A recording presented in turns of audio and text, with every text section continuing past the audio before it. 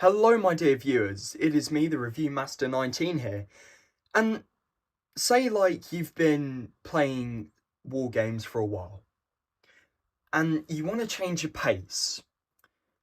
Well, today we're going to travel into the depths of the Atlantic. Today, my friends, we are going to take a look at Seawolf Solitaire, The Battle of the Atlantic by Javier Rubio Torres. By the way, I will link him because he is the reason why this has all happened. I have been obsessed with U-boats for a long time. This is absolutely phenomenal. I played a few rounds of it. I'm going to start fresh. This is going to be a series on the channel.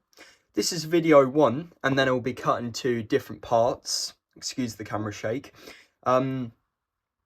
But yeah, this is Seawolf Solitaire. I'll link his YouTube channel in the description below. He sent me for free, so thank you very much. This video is dedicated to you, Javier.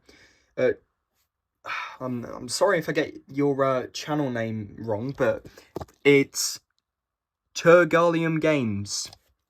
And I'm going to say, Javier, thank you very much for sending me the copy. I really appreciate it. But this is the pack that you can get, and he sent me all these for free. So, Seawolf Solitaire. If you played a lot of U-boat games, you'll know most of them will be comprised around you being a commander of a flotilla of U-boats. This one is where you play as a lone U-boat. This is the Excel maps and mission sheets, spiral bound, really nice paper. Here we've got the booklet instructions.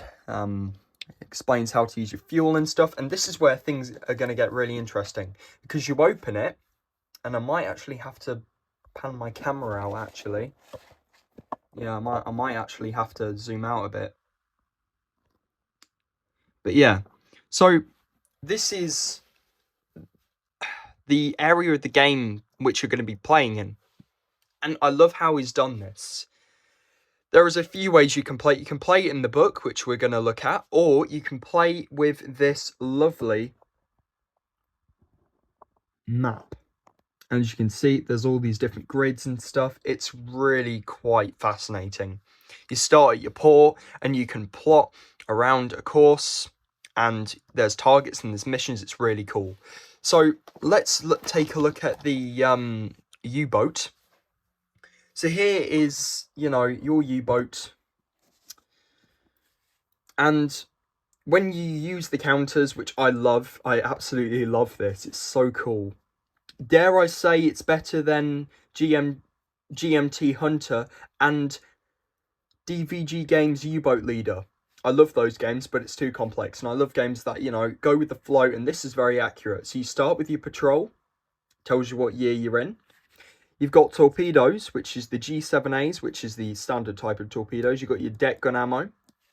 You got your depth. You got your U-boat counter. So U33, and you got your damage. And each time your U-boat takes damage, that will inflict how your U-boat plays. You got your battery here, which is very nice. And it's really interesting how it works. The fuel system. I love the way the fuel system works. You got your green, and then your red, and then your reserves, and after that you're sunk. But yeah, and there's so many different missions, and each mission is very different. That's the Excel map and mission sheets. So now we're going to take a look at the very cool thing, the encounter map. Just like many U-boat games, you're going to be encountering tonnage ships. You're going to try to destroy as much allied tonnage as possible. So this is the encounter map, and you've got your rules of play, your sequence of play over there, and you have the area of where you are going to be using your ships. And how it works is you can buy the counters, which I bought straight away. Here's the counters. Really nice, thick, hard cardstock, I think. Not even cardstock, I think it's just random. I love the way the U-boat looks. It's Type 7A, surfaced and submerged.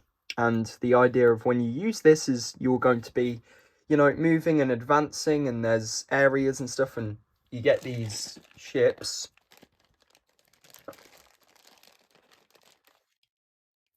And you can plot the ships, you roll dice, and the ships will either move towards you, you'll move towards them, and then as you get into the missions, it starts off easy, and then you've got these, which are escorts, and of course the escorts spawn in random pieces, and they're going to be trying to hunt you, and they're going to depth charge you and damage you, depending on whether you're surfaced or submerged. There's also options to be detected or sighted based on distances, and that can hamper the gameplay of how you come across as. And what I like to do is when I advance, Javier included another little U-boat counter, which is nice. I love the counters. You've got surfaced and submerged, and they're just perfect, and I like to use tweezers, as most wargamers do. And for advancing, I like to use my counter for advancing, rather than, you know, advancing that way. But yeah, really cool. And you can also use this on the map as well, but I'm not going to show you how that works. This is just an introduction, and then I'll explain a full, like, how the game works and that. This is just an introduction. So you got your encounter map. The core of the game is, of course, the rulebook, and this is Javier's book.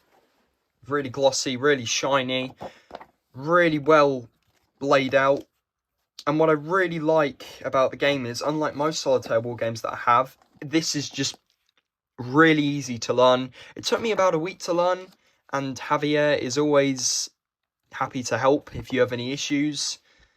Great guy. I love the way he's done the game as well. It's absolutely phenomenal. You've got torpedoes, you've got U-boat damages, and the thing is, you need the book to play, and you can just play with the book and pen and pencil. And what I really love about this is where things get really cool. It tells you your patrol. So it tells you your patrol. It tells you the mission. And the U-boat you're commanding is actually based on real U-boats and real missions. And it tells you your mission. I'm not going to show too much because I don't want to spoil it, but this is, you know, I'll be using the map for this, but say like you wanted to use the book, I guess you could use pen and paper or pen and pencil. I don't really like drawing on my books, so having the counters is beautiful. And yeah, you can use the counters in the book as well if you wanted to. So if you wanted a more, you know, small area, it's perfectly fine. I like to use the Excel maps because it gives me more gameplay diversity and stuff. Damage, and you got your stuff here, you've got your encounter map, and when you've got your encounter map, you can, I guess you could use your little U-boat counter. I guess you could. Yeah. But really cool overall. Then you've got your tables.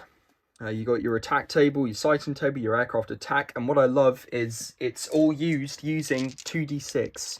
The only reason why I have 6d6 is because I like to keep track of my torpedoes and such, so if you're an avid wargamer like me, it's definitely a thing. And detection distances, and as you go through different missions, you'll find different tables and stuff. I'm not going to spoil it too much, but the one thing I do love is this is where things, again, get more accurate.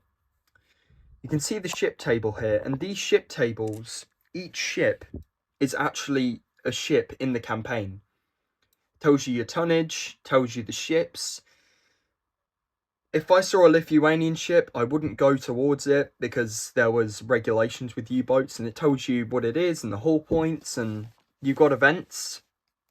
And then if you reach grid, I'm not going to spoil it for you, but if you reach a grid, so like I were to reach Oban, for example, I started at Wilmshaven and made my way to Oban. You can turn the page around, you can turn the book around, and you can read the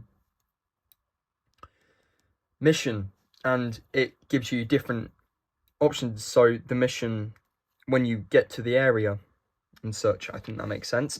And then once you've arrived back at port, you get a refit and tonnage, and how many tonnage you've destroyed depends on your mission results. Overall, really, really cool.